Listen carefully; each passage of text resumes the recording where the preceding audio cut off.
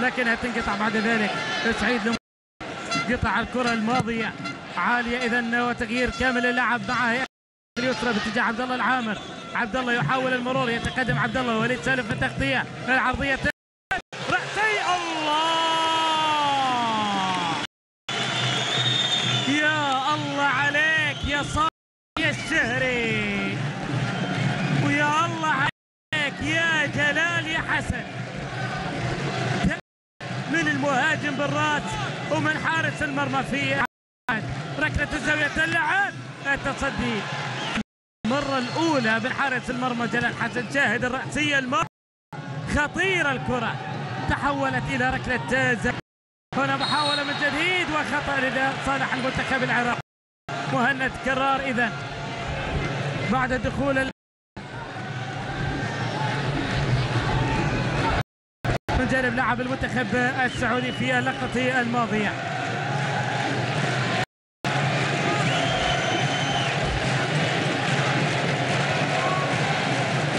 إذن يحتسب في انتظار تنفيذه.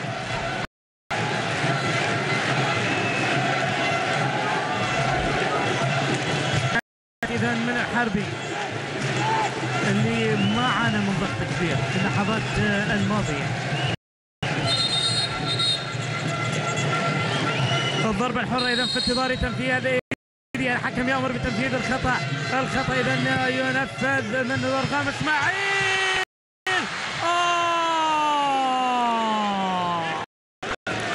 ضاعت اللقطة الماضية. العرضية من جديد توصل، يا وخطأ عبد الفتاح عسيري يتسبب بالخطأ. وشاهد من جديد الماضية مرت وابعاد من حارس المرمى احمد الحربي.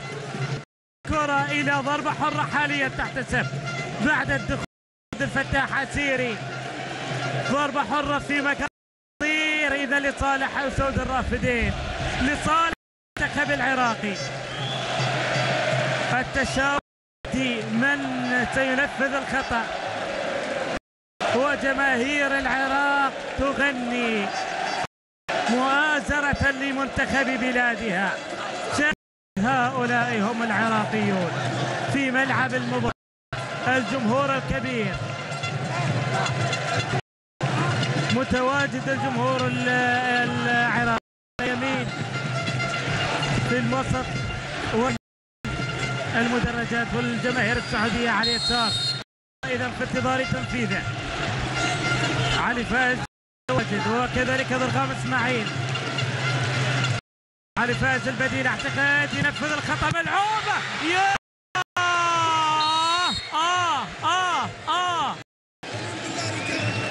قوية الكرة الماضية. احمد الحربي ابعد الكرة الماضية. قوية اللقطة الماضية، والتسديدة معها من البديل علي فائز، والكاد أن يفوز بهدف ثاني منتخب بلاده. التسديدات 13 المنتخب العراقي، 7 من الجانب المنتخب السعودي. رماس إذن مع المنتخب العراقي حاليا. مهند كرار صاحب الهدف اللي هذه اللحظة في هذه المباراة. كان في اللقطة الماضية واضح السقوط، يأتي حكم المباراة أمر باستئناف في اللعب، لا وجود خطأ. علي فايز إذن يعيدها من جديد في الجهة اليمنى من المباراة. تتحول إذن إلى أحمد إبراهيم كابتن المنتخب العراقي. ملعوبة الكرة أخرى. مباراة جزيرة بالفرص، شحيحة هدف واحد هو الموجود حاليا. ياخذ الهجوم، محاولة خطيرة، تمر الكرة والتسديد من الدفاع السعودي والسقوط والخطأ. أمجد خلف إذا يعتذر بكل روح رياض. محمد الفتين كما نشاهد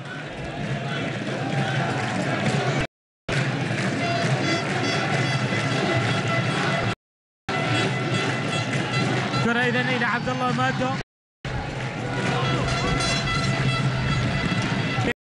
الامام تلعب من زكريا السوداني. هنا موجوده اذا من محمد مجرشي، تسديده قويه عاد من حارس المرمى كذلك جلال حسن. مجرشي يسدد له كره قويه بالقدم اليسرى، والابعاد ياتي من جلال حسن يحولها لركله زاويه. ركله اللعب، التسديده تاتي ابعاد بالراس من احمد الى خارج الملعب، ورميه تماس. الانتفاضه السعوديه في هذا اللقاء بهجمات متتاليه بحال التعادل. رميه مع سعيد المولد يلعبها والتصدي بشكل سريع من الحارس جلال حسن. تألق اليوم حراس المرمى، تألق لحراس المرمى سواء او حتى حسن. هذا الكرة الماضية احمد مع الكرة،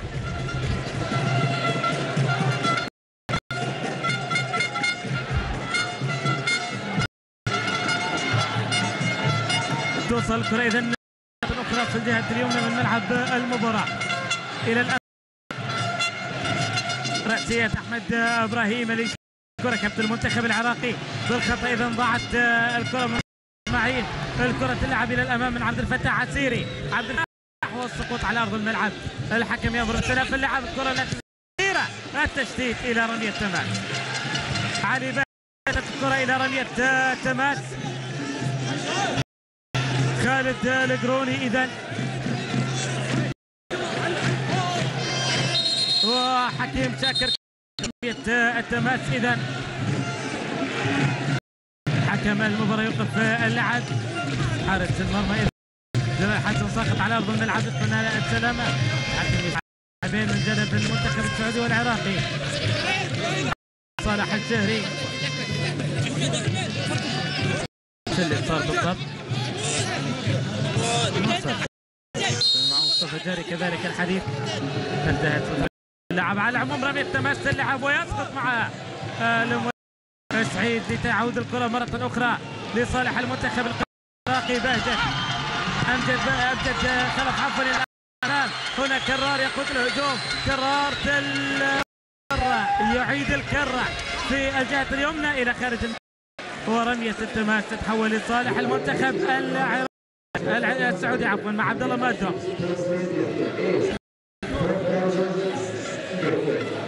رمية التماس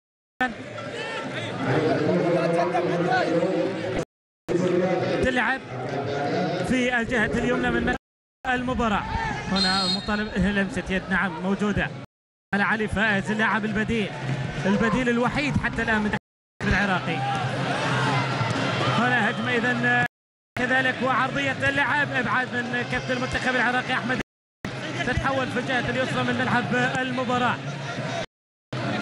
المنتخب السعودي بدأ يضغط شيئا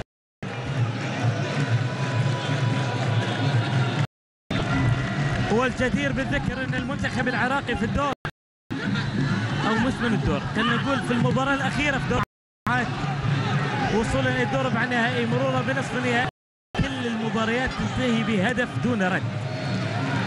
يفوز فيها المنتخب العراقي 1-0.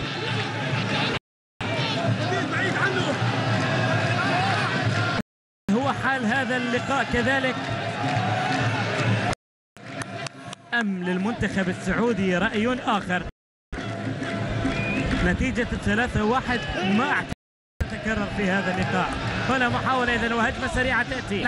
عبد الفتاح عسيري الذي ينطلق ويمر من الجهة اليمنى، عرضية ابعاد سريع يأتي في الجهة اليسرى، تعود مع المنتخب العراقي بالخطأ. إذن الكرة مقطوعة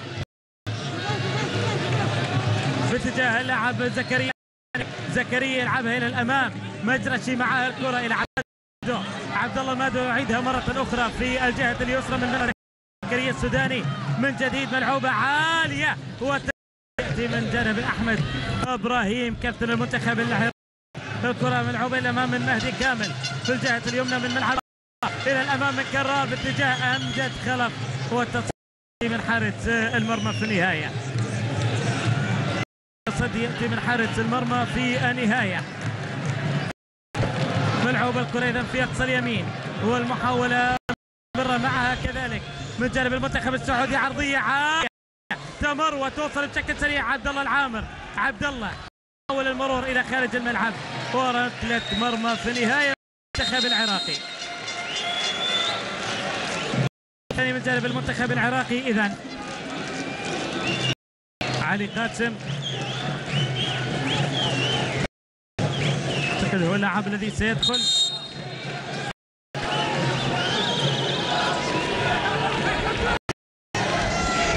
إصابة لاعب المنتخب العراقي ضرب نفس الإصابة، خلاص بدل وهو يطالب. حتى توقعنا أن يتم استبدال لاعب مع الإصابة الثانية التي أدت لحظات من الإصابة الأولى. لم يقصر على من دور المجموعات مرورا بالدور ربع النهائي وصول النهائي وانتهاء بالمباراة النهائية.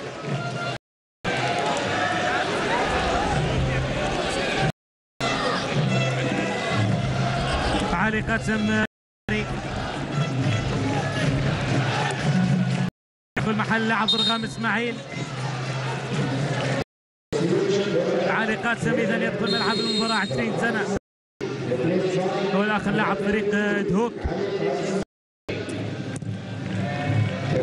ركلة المرمى اذا في الجهة اليمنى من ملعب المباراة. مجرشي الرأسية تأتي. أحمد إبراهيم تقدم إلى الأمام قلب دفاع المنتخب العراقي. كرة توصل إذن إلى خارج الملعب ورمية تماس لصالح المنتخب العراقي. رمية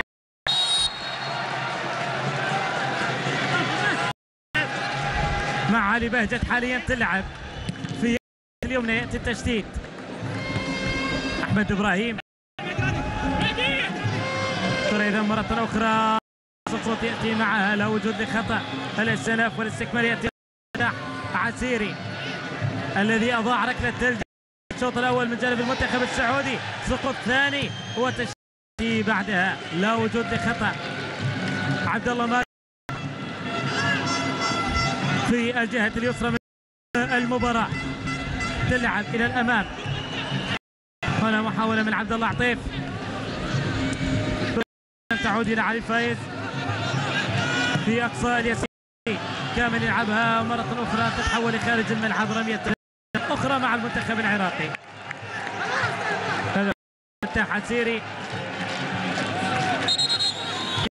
ركلة جزاء وتضيعها في مباراة حاسمة، أمر ثقيل وصعب. علي بهجت تنفذ رمية التماس في الجهة اليسرى. أمجد خلف يفقد الكرة. أمجد خلف.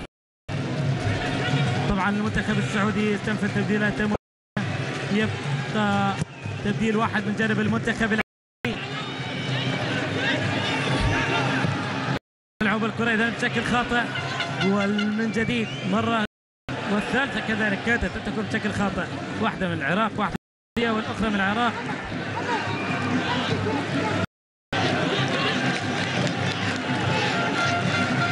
حاولت تهدئة الأوضاع. الدقيقة الثالثة والثمانين بحدود 7 دقائق إذا في الوقت الأصلي تفصل المنتخب العراقي عن التتويج الأولى من بطولة كأس الأمم الآسيوية لما دون 20 سنة.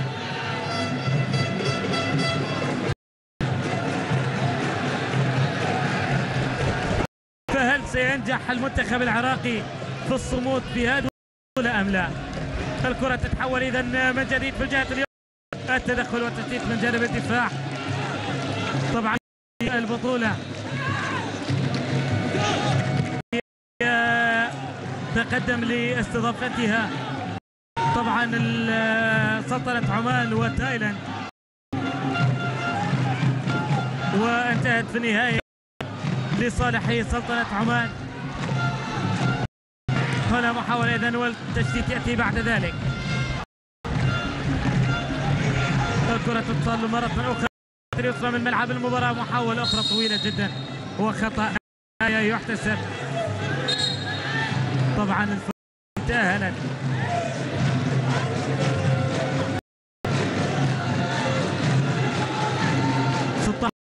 منتخب استراليا والصين وايران والعراق والاردن والكويت وبورما كوريا الشماليه، وطبعا سلطنه عمان على اعتبار انها بلد، المنتخب السعودي وكوريا الجنوبيه، المنتخب السوري، الامارات العربيه المتحده واوزبكستان واليمن.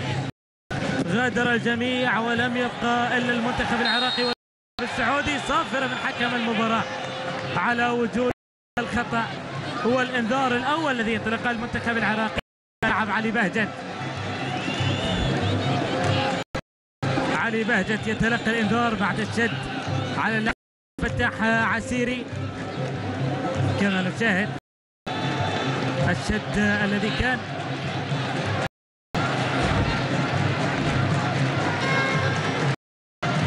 الخطا اذا مع عبد الفتاح عسيري بشكل سريع. كره ملعوبه عاليه، الخروج الاول بحارس المرمى والتصدي في اللحظه المناسبه. عبد الله العامر حاول التسديد في اللقطه الماضيه، لكن المرمى كان في المكان المناسب. لو علاها اكثر شوي بس لربما كانت اخطر بشكل اكبر على المنتخب العراقي.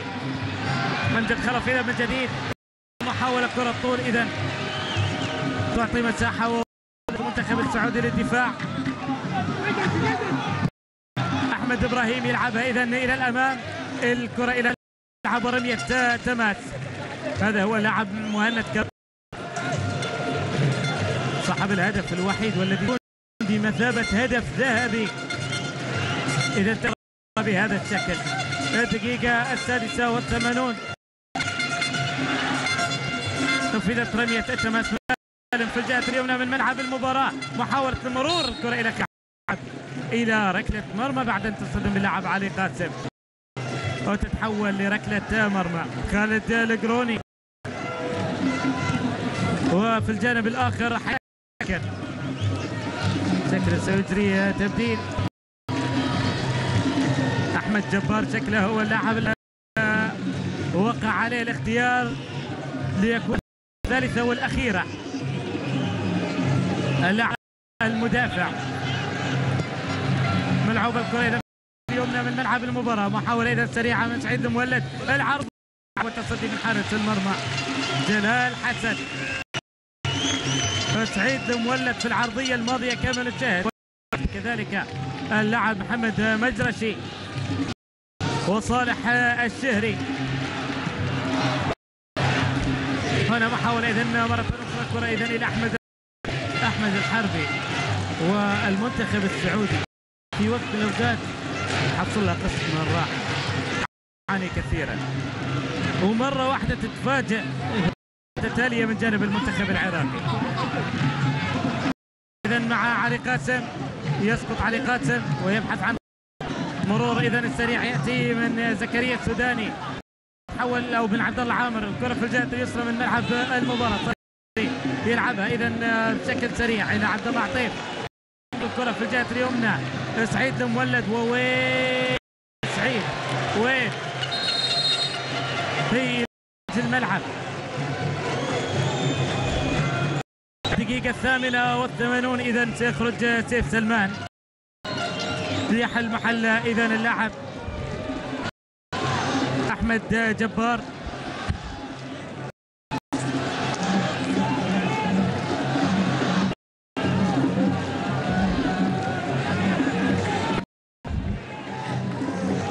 يمشي على هنا سلمان وجبار. المجيدي هو اللاعب البديل.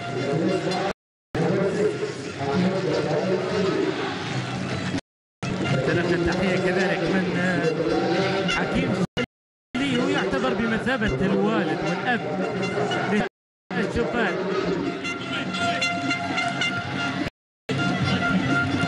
الكرة تتحول إذا مرة أخرى في يمين مع اللاعب عبد الفتاح عسيري، يحاول المرور العرضية بالدفاع.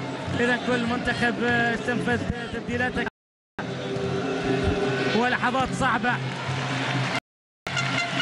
طويلة يشوفها جمهور ولاعب المنتخب وقصيرة لجماهير ولاعبي المنتخب السعودي كذلك. الكرة إذا توصل إلى حارس أحمد الحربي.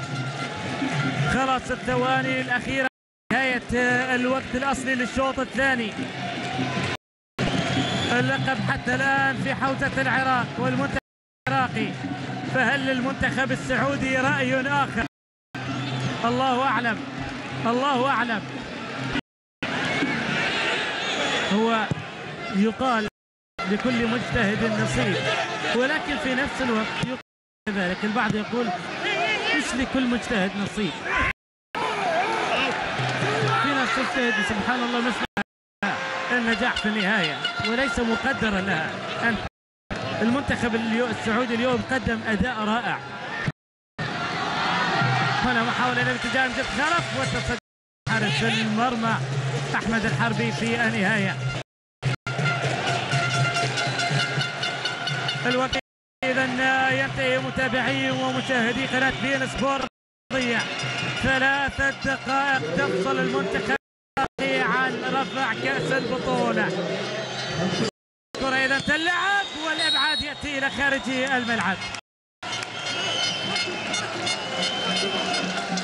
5 دقائق إذا مش 3 دقائق الوقت بدل الضايع. شاهد من جديد القضية والإبعاد من حارس المرمى جلال حسن.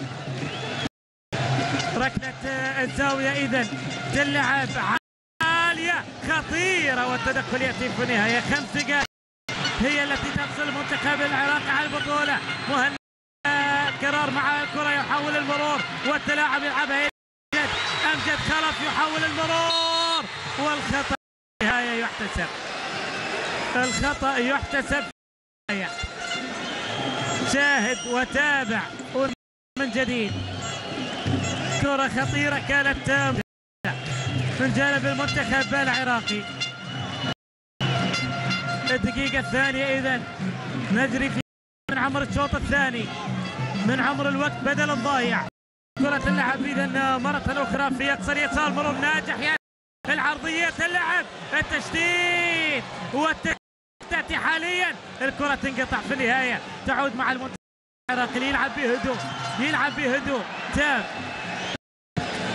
مش مرتبك وكأن لا يعير الوقت أي اهتمام، وكأن الحكيم حكيم شاكر يقول لهم لا لأنك لما تشوف الوقت راح تتوتر أكثر. تخيل أن عندك موعد وتقعد تطالع الساعة ما في وقت ساعة والوقت ما يمشي. لا الأيام هي بتمشي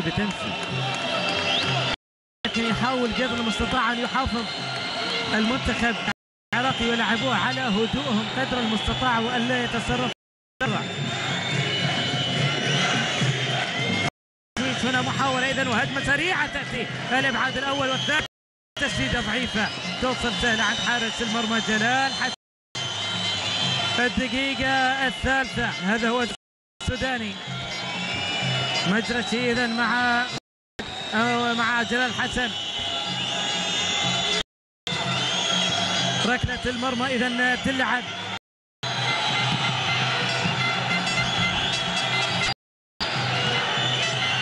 توصل الكرة إذا من جديد في الجهة من ملعب المباراة إلى الأمام. تأتي المحاولة والخطأ.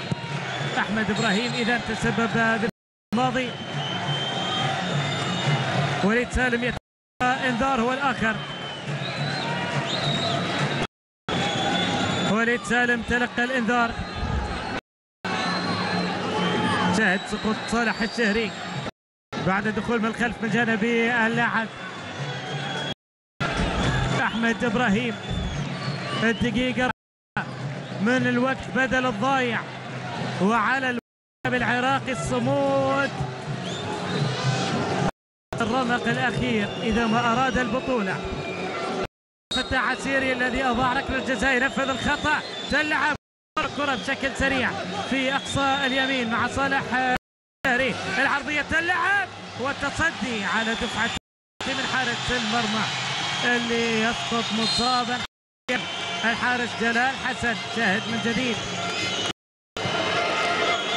السقوط الذي أتى محاولة وقت قدر المستطاع. حكيم شاكر هدي هدي هدي هدي هدي. اوه بطاقة حمراء، بطاقة حمراء تلقاها احمد ابراهيم ولا لا؟ وليد سالم توك ماخذ لك انذار ما له داعي. ايش تبي تاخذ لك انذار ثاني وتاخذ البطاقة الحمراء؟ يطرد اذا اللاعب وليد سالم. شاهد ما الذي حدث، شاهد ما الذي حدث. المرة الثانية، للمرة الثانية عمل نفس الحركة، الحكم يصفر ويلعب واخذ الانذار الاول، وهذه المرة الثانية معونة كانت من اللاعب وليد سالم وانذار ما له داعي في وقت يحتاجك فيه المنتخب العراقي. الدقائق الخمس خلاص طريقها الى النهاية،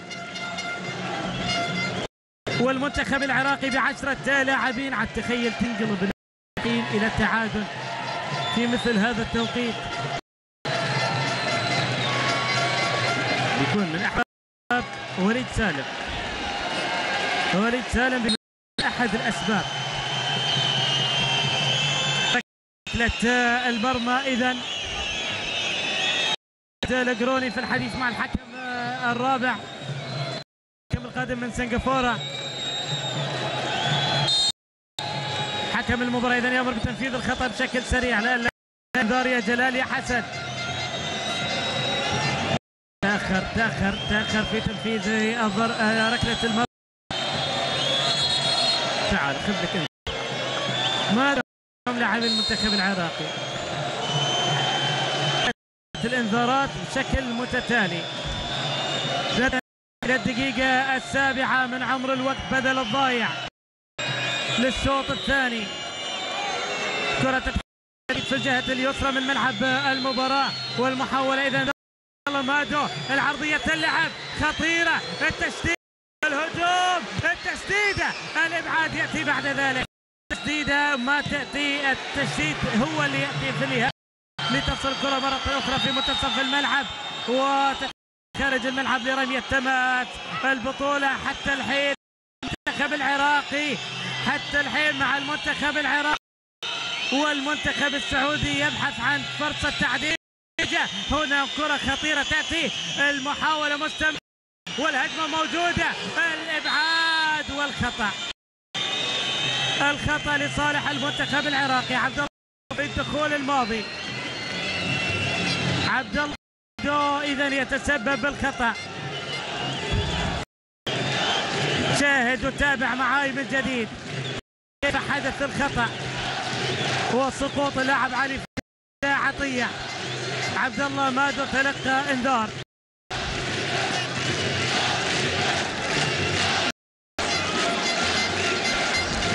ستة بطاقة صفراء عندنا وكرت احمر في مشوار هذه المباراة. الدقيقة من عمر الوقت بدل الضايع، الكل على الاعصاب، والخطأ اذا ينفذ من جانب مصري. خلاص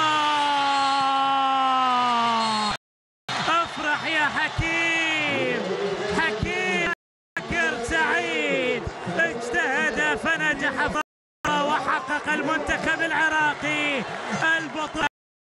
الكأس الذهبية تذهب في النهاية للمنتخب العراقي بانتصار المنتخب السعودي بهدف دون رد في النسخة الأولى لكأس الأمم الآسيوية 14 المقامة في سلطنة عمان. هذا هو مشوار المنتخب العراقي. الدموع بكاء، دموع الفرح طبعا هدية إلى الشعب العراقي بهذا الانتصار. يستحق الإشادة حكيم شاكر. المنتخب العراقي من آخر مباراة في دور المجموعات بهدف وصل للدور ربع نهائي، هدف في الدور نصف نهائي بهدف، وصل إلى المباراة النهائية فاز بهدف. إذا أيها الأعزاء مشاهدي قناة بي إن سبورتس الرياضي، دموع الألم والحسرة تلاقيها دموع الفرح والله أكبر. علم المنتخب العراقي يرفع إذا البطولة العربية نسختها الأولى للمنتخب العراقي. مشاهدي قناة بين سبورتس الرياضية، أعود بالصوت إلى زميل أحمد خليل وضيوفه الكرام. نعود لمشاهدة التتويج. إذا زميلي أحمد الكلمة لك. إذا شكرا زميلي لحدان الفيحة. استحق منتخب العراق وزود الرافدين الفوز في هذه المواجهة، وطبعا تحية لشباب المنتخب السعودي قدموا مباراة كبيرة بين المنتخبين. يستحق المنتخب العراقي تحية وألف مبروك على هذا الفوز، وألف مبروك للكابتن شاكر لأولى إنجازاته بعدما أن وصل مع المنتخبات العراقية دائما ما يكون للمركز الثاني، وبالتالي هذه أول بطولة يحصل الكابتن حكيم شاكر. وكما نشاهده يحمد رب العالمين على الإنجاز وعلى هذا الفوز، على هذا الأداء الذي قدمه شباب المنتخب العراقي، وطبعا له جهد كبير كابتن حكيم شاكر. وطبعا للاعبين الشباب لاعبين المنتخب الأخضر السعودي قدموا كبيرة، وصلوا إلى هذه المباراة النهائية لأن يصلوا إلى التتويج. وبالتالي نتذكر معكم مشاهدينا الكرام إذن الأجزاء التي في الشوط الأول أضاعها المنتخب السعودي في الدقيقة 28، وبالتالي كانت هي بالتالي هي نقطة تحول في هذه المباراة. عبد الفتاح عسيري طبعا سدد الكرة وبالتالي في القائم، وبعدها بثلاث دقائق يعني تحول النتيجة إلى صالح المنتخب العراقي في الدقيقة 32 وعن طريق مهند عبد الرحيم الذي حسم هذه بالهدف الوحيد واليتيم في هذه المباراة.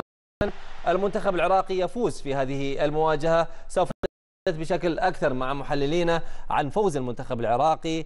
طبعا ليس خسارة للمنتخب السعودي، ولكن قدموا شباب المنتخب السعودي كبيرة، لكن بعد هذا الفاصل لا تذهبوا بعيدا.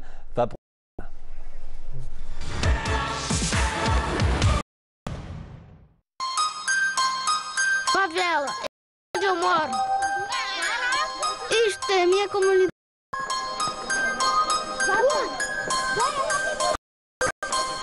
Aqui é a minha casa.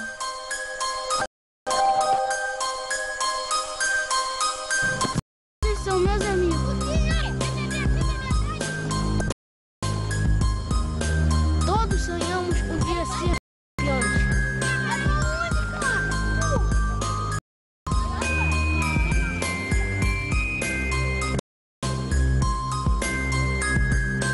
Para nós, o futebol é tudo. Isto é o nosso amor. Isto é o futebol. É o Brasil. Siga o Mundial no Brasil em Bia Esportes.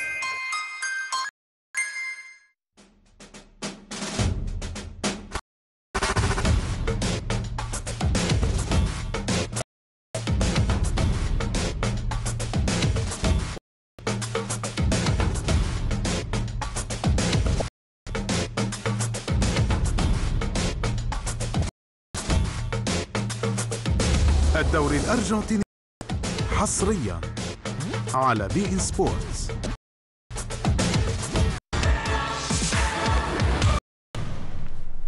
مرحبا بكم من جديد مشاهدينا الكرام. إذن الفرحة في أرض الملعب هناك مع المنتخب العراقي، والفرحة في الشارع الرياضي أكيد في العراق في كل مكان في العراق. إذن مهند عبد الرحيم الذي أحرز الوحيد وهدف الفوز الذي صعد بالمنتخب العراقي إلى منصة التتويج، ماذا قال عن هذه المباراة وعن هذا الفوز وعن هذا طبعا الإنجاز المنتخب الشباب العراقي؟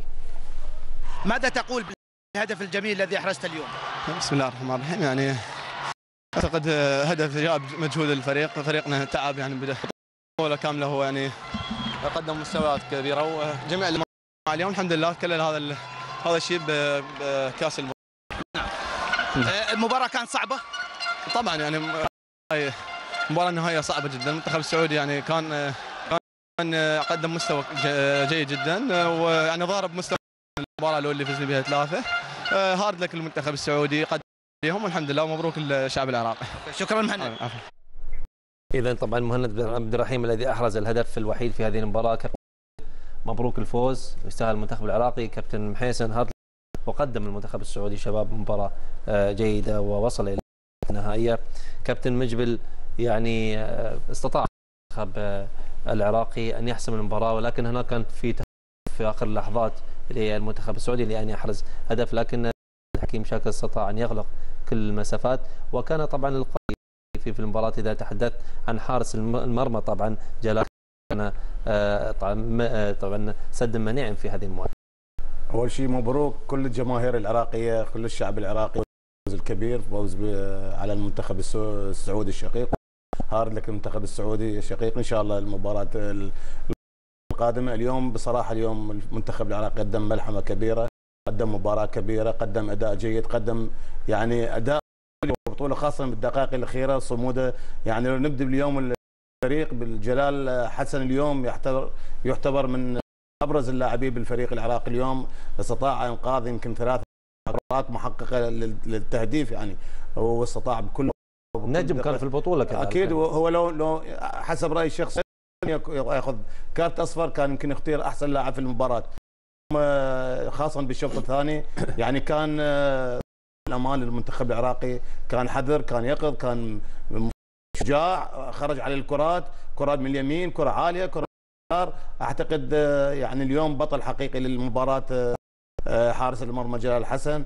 كذلك لاعب الدفاع اليوم احمد ابراهيم قاد الدفاع باحسن قياده من خلال خبرته، يعني تعاونه مع اللاعبين. كذلك اللاعب مصطفى قد قطع كرات كثيره، بالاضافه الى وليد سالم، علي بهجت، سيف سلمان، ومهدي كان، وكذلك اللاعب علي فايز من خلال دخوله بعد خروج اللاعب مروان حسين ايضا قدم اداء. كذلك اللاعب امجد كلف ضرغام يعني طلع على الاسعاف، يعني هذا الدليل بانه بذل جهد كبير، جهد عالي، واستطاع يعني بالدفاع وبالهجوم. كذلك اللاعب اليوم يعني مهند عبد الرحيم هدف، واعتبره من احسن لاعبي، من احسن المباريات اللي تقدمها البطوله من خلال يمكن سنه كامله. ما شايف مهند المستوى هذا اشغل دفاع المنتخب السعودي وبتحركاته للامام للداخل اليمين، جهز كرات، ضغط على المدافعين. اليوم يعني يذكرنا بمهند عبد الرحيم الحقيقي بعد يعني هبوط مستواه في فتره. نجي اليوم يعني اقدم كل التحيه يعني الشكر والتقدير للكابتن حكيم شاكر على قيادته لهذا الفريق بعد ان ظهر بمستوى غير جيد في بطوله غرب اسيا. ولا ننسى يعني الجهاز المساعد له الكباتن علي حسين حاتم وحبيب جعفر وعباس عطيه، ومدرب الحراس الكابتن صالح حميد، وكذلك والمدير الاداري عبد الكريم فرحان. وبالشكر للكابتن محمد خلف رئيس الوفد الان المتواجد في مسقط، الذي استطاع ان يسهل كل الامور للمنتخب. وان شاء الله مزيد من الانتصارات. بارك الله طبعا لرئيس الاتحاد العراقي، واعتقد كل من طبعا يرأس في الاتحاد العراقي والشعر الرياضي العراقي. الان الاتحاد يعني غير موجود، فإن يعني الحي الاتحاد الموجود او اتحاد المنحال والاتحاد كل الاتحاد يعني كل يعني من بدايه من الكابتن رعد حمود الجنوبي الى الاتحاد الحالي الى الاتحاد السابق، كل هاي ثمره جهود كبيره يعني. وواحد ذلك المنتخب السعودي الشقيق نحيي طبعا كما نشاهد على الشاشه لاعبين المنتخب العراقي، ونحيي المنتخب السعودي يعني بعد نهايه هذه المباراه. ان دل على شيء، ان دل على الروح الرياضيه موجوده بين اللاعبين. نشاهد يعني شوف هذا المنظر الجميل اللي نشاهده بين اللاعبين، طبعا الحكي بين طبعا بصراحه المنتخب السعودي منتخب شاب، منتخب يعني مطور. اعتقد هاي سيكون احسن امل الكره السعوديه بالمستقبل. يعني اول مره نشوف هذا، صحيح هم خسروا ولكن كسبوا محبه الناس، كسبوا محبه التابعين والمحللين. تحيه للمنتخب الشباب السعودي، شاهد لاعبين بمعنى الكلمه لم يمتلكوا خبره، ولكن مباراه جميله، قدموا بطوله الى وصول هذه المباراه. طبعا كان نتحدث يعني الاعلام او النشاط الرياضي السعودي عنهم، لكن فعلا قدموا مباراه يستحقون لهم تقدير على اللاعبين طبعا. نعم بالفعل، واحنا نقول لهم شكرا على المباراه الجميله هذه اليوم، وخاصه الشوط الثاني ابلوا بلاء حسن، لكن قدر الله ما شاء فعل. صراحه شكر كبير للكابتن خالد القروني اللاعبين كانوا عند الموعد، اللاعبين حاولوا، صالح حاول، الشهري كذلك محمد مجرشي. هي خاصة صراحة للاعب عبد الفتاح عسيري، لاعب اجتهد بالشوط وحتى الشوط الثاني. لاعب أضاع ضربة جزاء عبر المنبر هنا، أنه جميع اللاعبين ضربات جزاء، لا تجعل هذه عثرة في أنك ما تتقدم على مستوى عالي. لاعب لك إن شاء الله مستقبل كبير، لاعب عندك روح الفوز، روح المثابرة، وأيضا أنت لاعب صغير يعني، فلا تجعل المباراة هذه اجعلها في النسيان. أي لاعب كرة قدم يخفق ضيع ضربة جزاء، مارادونا، رونالدو حاليا، هؤلاء اللاعبين ضيعوا ركلات جزاء. لذلك المباراة تأتي لها بعض الضغوط وممكن ما تكون في صالحك، ولكن اليوم المنتخب السعودي أدى كبيرة صراحة. كابتن خالد القروني نشكره شكرا جزيلا على العمل اللي قمت فيه.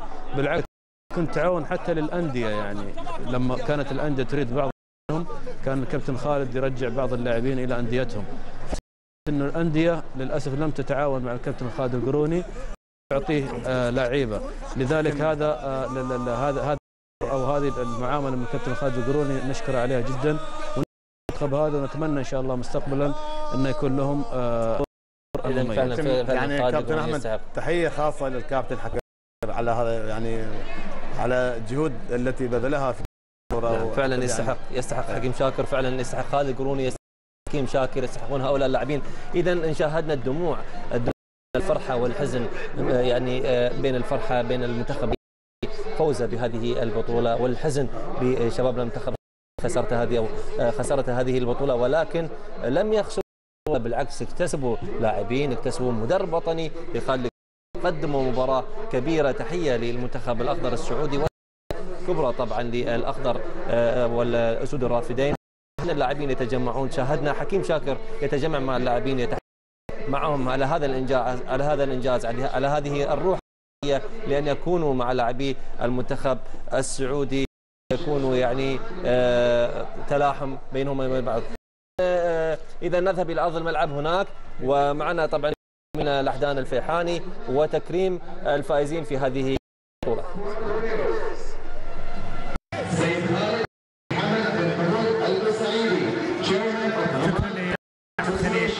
بالفعل يوم استثنائي، رئيس الاتحاد العماني وكذلك رئيس اتحاد كرة القدم الشيخ سلمان إبراهيم الخليفة طبعا حاليا في المقصورة التي من خلال يتم تكريم اللاعبين طبعا في اليوم الختامي، اليوم المختلف طبعا نهارت فيه طبعا دموع الفرح ودموع الحزن كذلك بالنسبة للمنتخب السعودي، لكن كلا الفريقين لم يخسرا بينهم مجموعة واحدة، الأول مع الثاني وصل المباراة النهائية، والمنتخب السعودي صح أنه قدم مستوى كبير للغاية، ضاعت، ولكن التوفيق من عند رب العالمين، لكل مجتهد النصيب.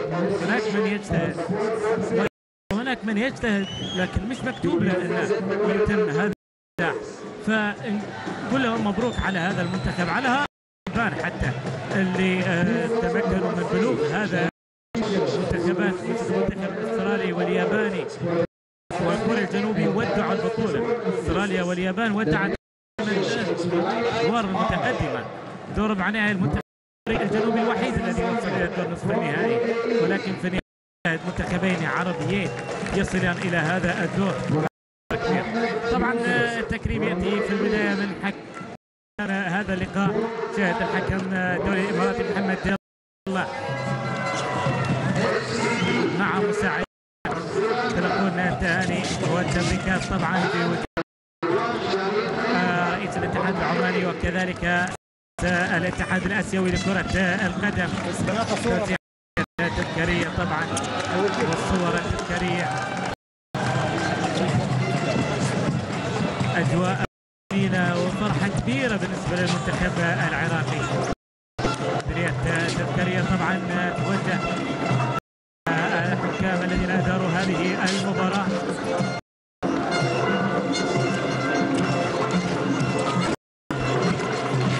المباراة طبعا التي حسمت دون رد منذ شوط المباراة الأول.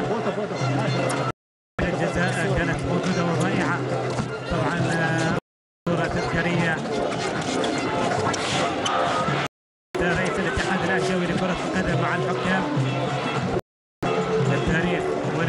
كذلك تأتي التحية طبعا وتأتي الصورة في النهاية من الحكام. حاليا سنشاهد دخول الفريق صاحب المركز الثاني على ما اعتقد يكون المنتخب السعودي، ونشاهد يعني الدول التي شاركت في هذه البطولة مخوفة طبعا في ملعب المباراة هنا في استاد السيب في سلطنة عمان. النسخة الأولى طبعا من هذه البطولة التي تقام كما نشاهد أن البطولة مكتوبة في عام 2013 حاليا في 2014. هذا يعود لأن البطولة كان من المفترض ومن المقرر لها أن تكون 2013، ولكن هذه البطولة التي كانت من المفترض أن تكون ما بين 23 من جون وحتى 7 من جون تأخرت في 2015، تأخرت حتى هذا الوقت العادي 10 من يناير حتى 26 هو غرب آسيا التي كانت تقريبا في نفس توقيت التواريخ، لذلك تم تأجيلها السؤال المطروح هل ستسجل لأنها أقيمت البطولة في 2014 اعتبر أنها في 2013 هذه البطولة حصل المنتخب العراقي ماذا لا أعرف تحديدا، لكن سنشاهد هذا الوضع. إذا دخول لاعبي المنتخب العراقي يستعدون طبعا من رئيس الاتحاد القطري ورئيس كذلك وجدان المقصورة الرئيسية.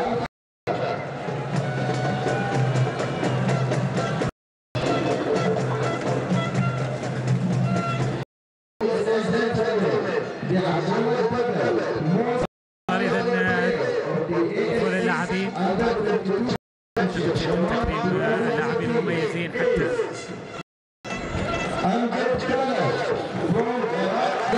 لاعب جدة خلل لاعب المنتخب العراقي إذن يأتي إذن للتكريم حاليا.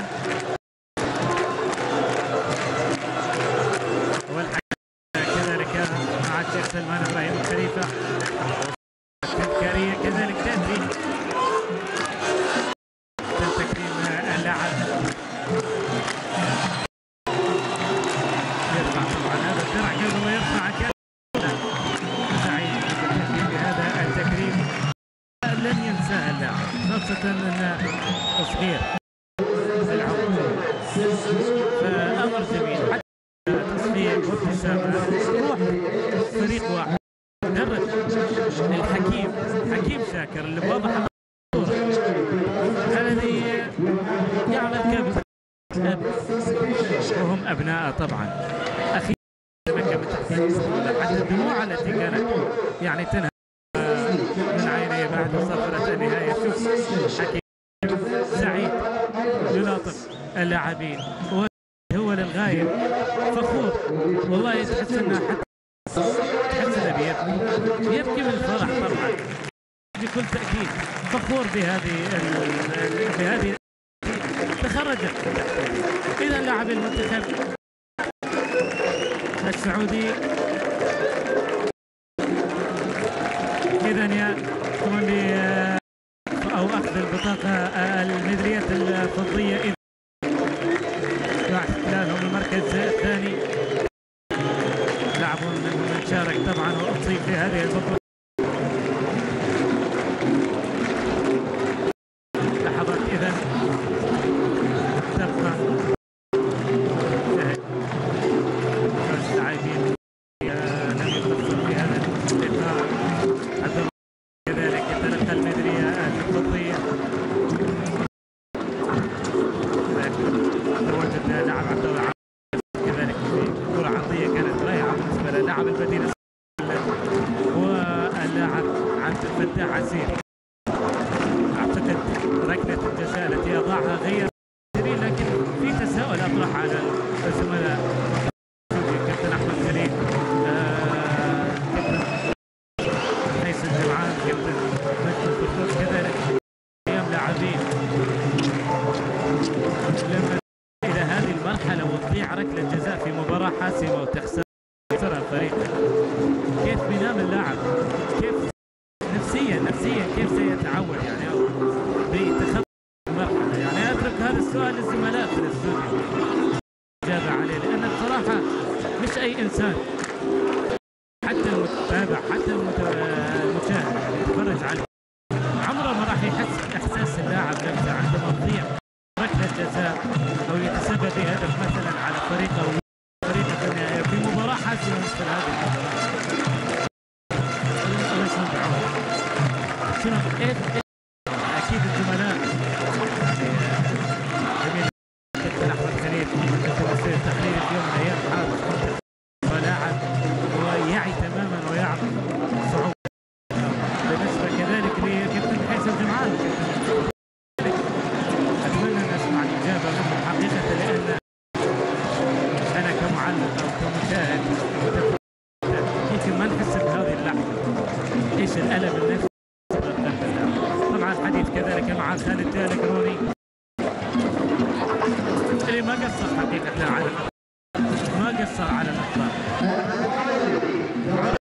كمدرب أكثر واستهر كمدرب أكثر من لاعب، ما قصر، خرج لاعبين وصل إلى هذا الدور وأخذ الميداليات الفضية في الوسط.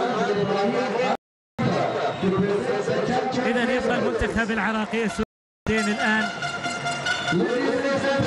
في لحظة نيل الميداليات الذهبية ثم رفع في نسختها الأولى. طبعا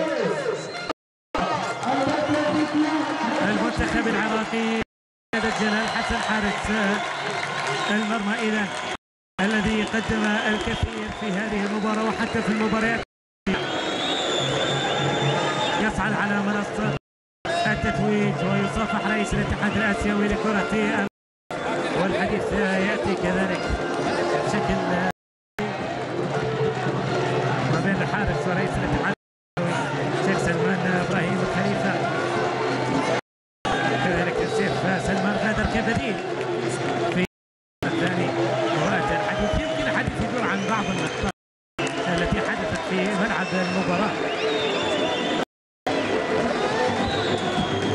وعليها طبعا الحديث الحديث سيبقى بالنسبة لهذا استخدام طلاب اسماعيل صار على الإطلاق، سقط مرتين مصابا وفي الثالثة بدوري قدم أداء رائع وجميل إلى الميدالية الذهبية. إذا مساء الكأس كذلك كما نشاهدها قدم كذلك مصطفى الجاري ويقصر على الإطلاق، أيضا أمجد خلق كذلك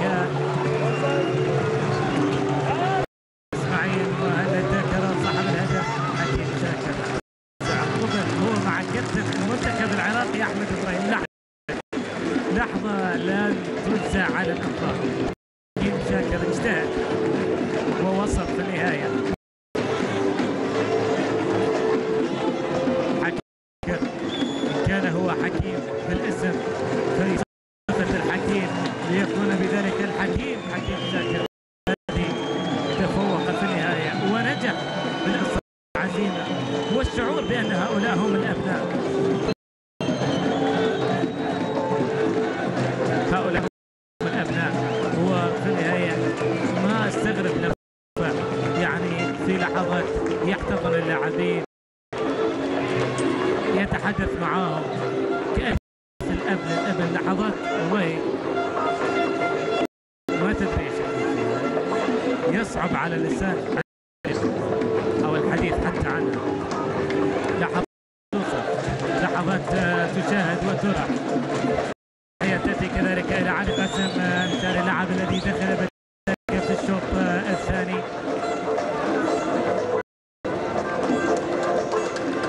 كذلك علي فايز اللي بدخوله نفذ خطأ وضربة حرة سددها أحمد الحربي في نهاية حارس المرمى السعودي.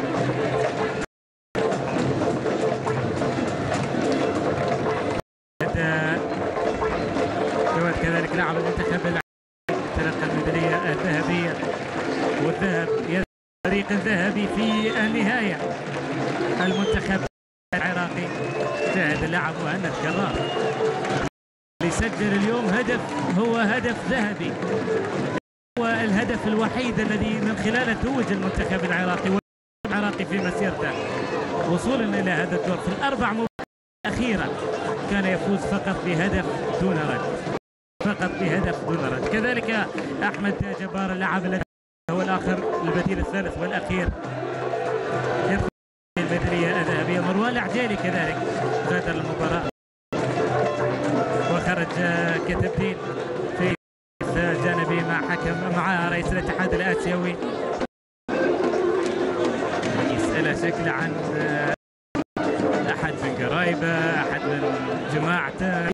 بيجوز حديث مثل هذه اللحظات يعني فرصه للحديث فيها، وهذه اللحظات والله لن تنسى. على بقي الان وصول او المدير الفني مدرب المنتخب العراقي حكيم شاكر. اخيرا الحكيم حكيم شاكر منصات التتويج.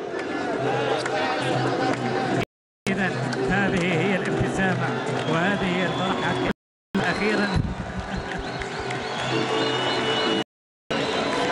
والله لحظه لن تنسى على الاطلاق للحكيم حكيم شاكر. وحديث اعتقد ليتنا نقدر نسمعه، ليتنا نقدر نسمعه. اعتقد الصوره اللي اتكلم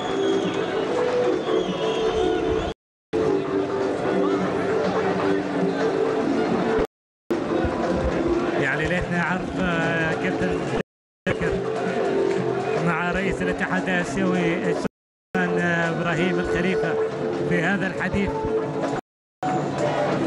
هل هو عن هذه البطوله، عن هذا حتى رئيس الاتحاد العماني لكرة القدم في الحديث كذلك حاليا. والميدالية الذهبية تقدم للرجل الذهبي للحكيم حكيم شاكر. كابتن العراقي أحمد إبراهيم ذكر جيدا الحديث عندما قدم حارس المرمى قبل هذا اللقاء لسعادة الشيخ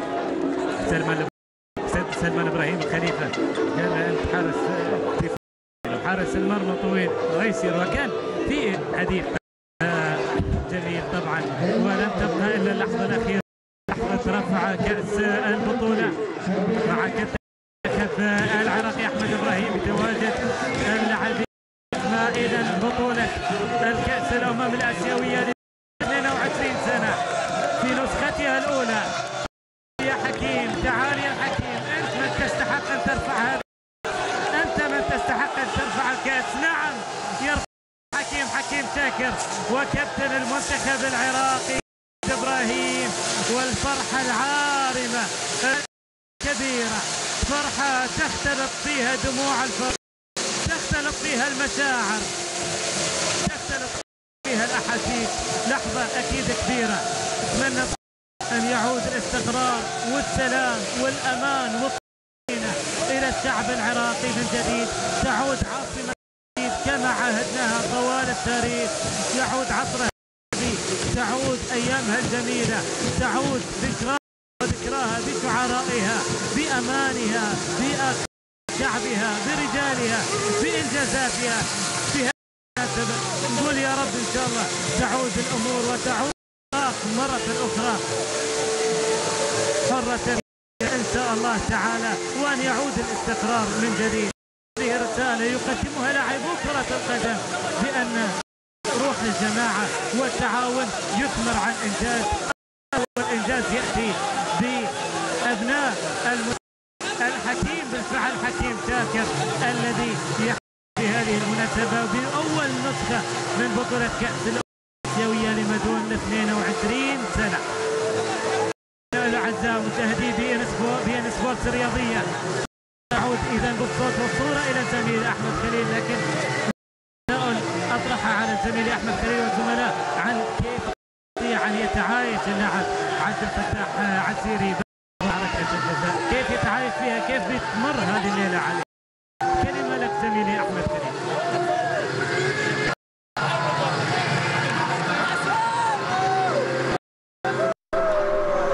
إذا فعلا زميلي لحدان، يستحق المنتخب العراقي هذا التكريم، يستحق المنتخب العراقي التتويج بعد أن فاز في هذه البطولة بقيادة المدير حكيم شاكر.